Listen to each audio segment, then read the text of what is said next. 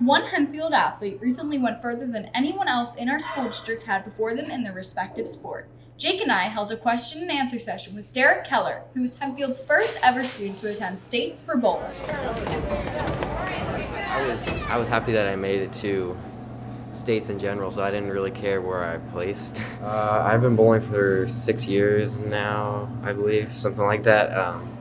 It definitely feels pretty good, but I was pretty disappointed with myself earlier in the season, and I sort of filled in that gap that I was looking for.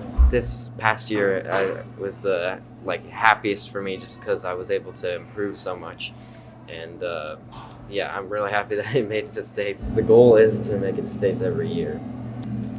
So after each game they add it onto your total. So I averaged 233, which a lot of people would say that's pretty good, and I would say that's pretty good too, but I averaged 233 for 6 games, I believe it was, and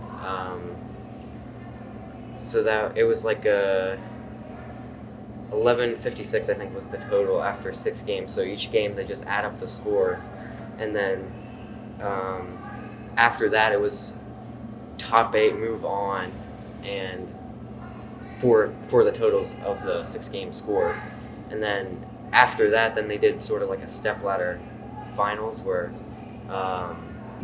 it was head to head, and I won my first match and then I lost my second, and then that was so basically they have the top 24 bowlers bowl in regionals for each section.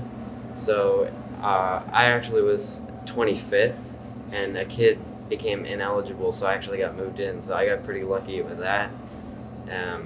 Unfortunate for him, but I got lucky with that. And then it was top 8, I believe, that they moved on to states. So there was a total of 32 bowlers there, and 16 were from Eastern PA, and 16 were from West PA. Deciding who would place 5th or 6th, and I won that match, so I placed 5th.